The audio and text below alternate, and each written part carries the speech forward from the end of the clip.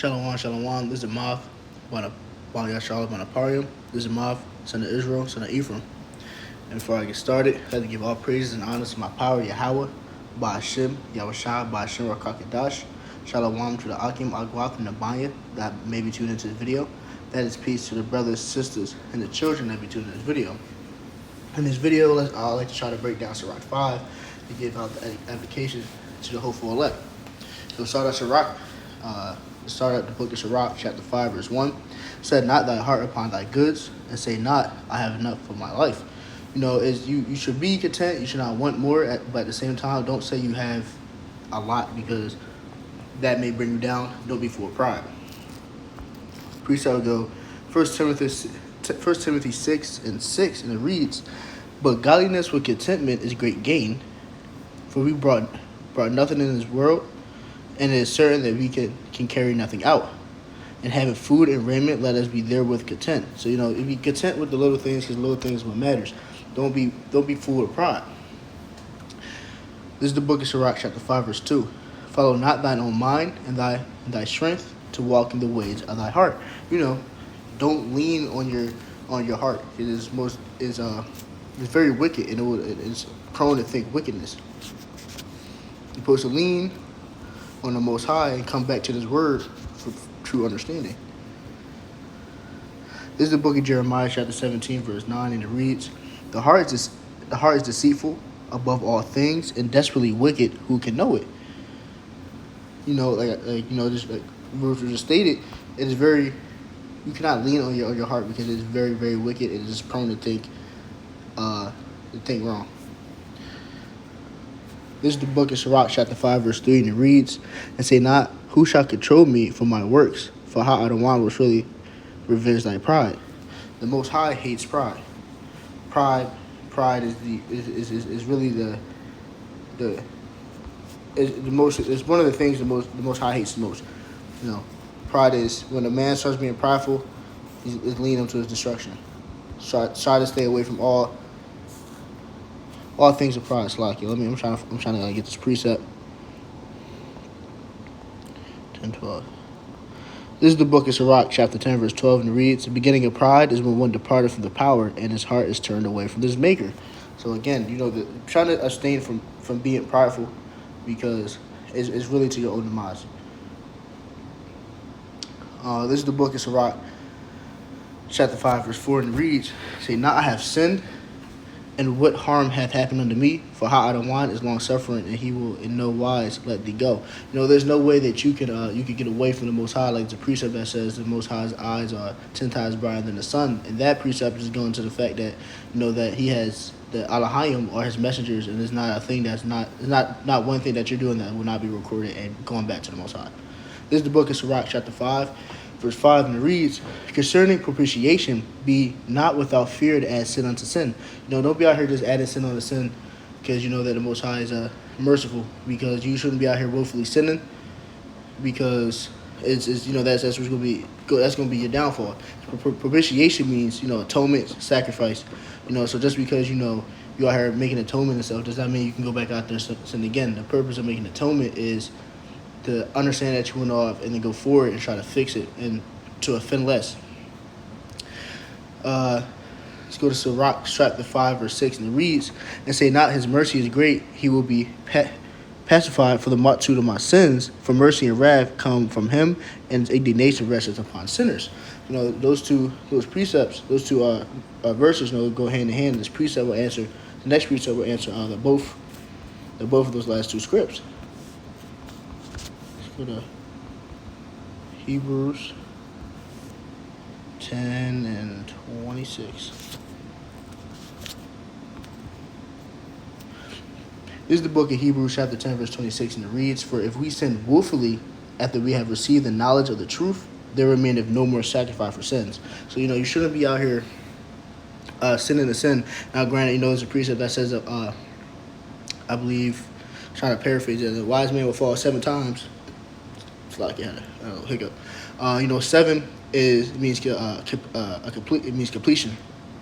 So a man will fall a complete amount of times, but you get up and you keep moving forward. Yes, but at the same time, you still shouldn't be out here. You can't use that to cover the fact that you just out here sinning. You shouldn't be out here. You should be out here trying to offend less.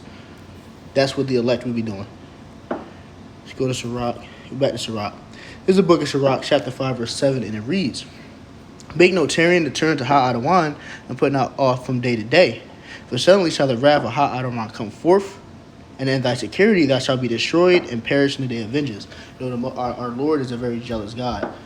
So don't put off day to day. Say, no, I just do it tomorrow. I do it tomorrow. If you have time, you take care of that. And honestly, the Most High, Yahweh, Yahweh Shai, should come first every single day.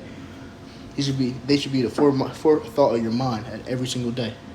Don't put off of that, because you're gonna put off, and that day's gonna come, and then now you're shit out of luck. Let's go to Isaiah 55, verse 6. This is the book of Isaiah, chapter 55, verse 6, and it reads, "Seek ye Adonai Yahweh while he may be found. Call ye upon him while he is near." So there's going to come a time where it's a famine of word, and you're not going to be able to seek this word. Or it's going to be it's been instances where the Most High will take the spirit from a man and give it to someone else. Don't put off day to day, because that could very much happen to you. You need to be humble, and you should be living with fear. So to put the Most High, Yahweh, Yahweh Shai, first. This is the book of Sirach.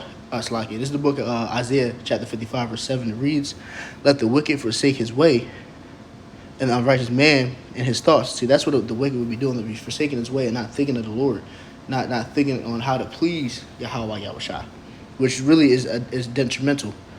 "And let him return unto Adonai Yahweh, and he will have mercy upon him, and our power, for he will abundantly pardon." So if you are out here seeking the Most High, you are fighting for your faith, fighting for this faith, and trying to learn and better yourself. Even when you fall, the Most High will pardon you, because he understands you are trying. Not being slothful and being wicked. That you are trying to really better yourself in this faith. We'll go back to the book of Sirach, chapter 5, verse 6, and verse 8, and it reads, "Set not thy heart upon goods, unlessly gotten, unrighteously gotten, for they shall not profit thee in the day of calamity." I butchered that one word, but for they shall not profit thee in the day of calamity. So that these goods you got in his word, everything is in vain. There's I believe it was David that said that everything is in vain. So don't cleave to people are like, well, I got money, I got FRNs, I ain't worried about nothing. I'm my own God. They that's not going to save you in that time. And unfortunately, there's a lot of people out here that believe that just because they got money, they're going to be cool. They're in a very rude awakening. For a very rude awakening. Slakia. Book of Proverbs. Proverbs 23, verse 5. This is the book of Proverbs, chapter 23, verse 5, and reads, Wilt thou set thine eyes upon that which is not? For riches certainly make themselves wings; they fly away as an eagle toward heaven. These people let riches get to their head and believe that they're a prideful man. They fly fly away as an eagle, and at the same time, they make themselves wings. Slakia. That right there says means the riches can be taken from you at any moment. People are very prideful when they have the money. Don't understand the Most High is going to give you that treasure, and he will rightfully so. He could take it away from you if he believes that as you're going off. Slakia.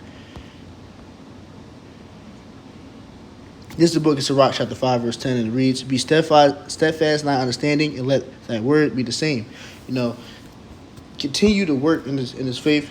Don't be stagnant, and don't be double-minded. That's the most important thing. Most important thing you get from that precept right there. Don't be double-minded.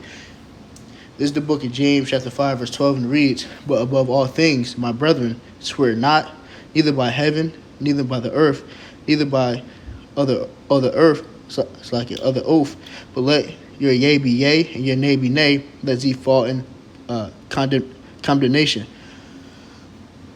Condemnation. I mispronounced that. So mispronounce that. But that precept is very plain, cut, and simple. You need to, if your yes is yes, it should be yes. If your no is no, it should be no. Don't be double-minded. Don't be wavering what you believe. This is the book of Sirach, chapter 5, verse 11. It reads, "Be swift to hear, and let thy life be sincere. With patience and with patience give answer." There's a time to speak. There's a time to hear. And for I'm an apprentice in this truth. There's a lot of times that I'm just here to soak everything in and not speak. There'll come a time when it's my turn to speak and it's my turn to teach. But as of right now, it's my time to just learn as much as possible.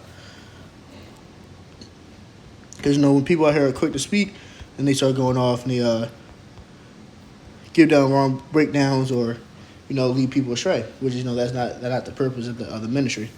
This is the book of Proverbs, chapter 15, verse 28, and it reads, "The heart of the righteous studieth the answer, but the mouth of the wicked pour out evil things." So you should be studying the answer because you want to be able to give the correct answer when people ask you questions, so you're not leading them astray. But the wicked people, they don't really care for that. They don't really care. They believe they know everything. It's like you say, you study to prove yourself to the Lord. That's a precept as well. This is the book of Sirach, chapter 5, verse 12, and it reads, "If thou have understanding, answer thy neighbor. If not, lay thy hand upon thy mouth." So if you don't understand what's going on, you don't know what's the real answer. Don't give an answer out, because now you got blood in your hands because you are informing someone wrong, and understandably, you might not be trying to tell someone the wrong thing on purpose, but you may have did that. So it'd be more wise for you not to speak on something that you don't understand. This is a book of Sirach, chapter 32, verse 7. "Speak, young man, if there be need of thee, and yet scarcely when thou art twice asked." Don't. Like I said earlier, there's a time to speak and there's time to listen. And if you don't understand, there's not a time for you to speak. Let's go back to the book of Sirach, chapter 5. This is the book of Sirach, chapter 5, verse 13, and it reads, "Honor and shame is in talk, and the tongue of a man is his fall." The tongue is a two-edged sword. It's very, very, very, very important. It's important. It's very, very, very strong, and it can lead to someone's demise. So you must be careful and understand the situation and assess the situation before you move forward. Even if someone asks you a question that you may not understand, or maybe if you're going day-to-day life and you're about to get in an argument, you need to understand what would be the right thing to say so you can maybe de-escalate that problem. And that's an example of why. This is the book of James, chapter 3, verse 5, and it reads, "Even so the tongue is a little member and boasts of great things." So even though it's such a small muscle, it can do a lot of damage. "Behold, how great a matter a little fire kindleth." It can do a lot of damage. You must be very, very, very careful.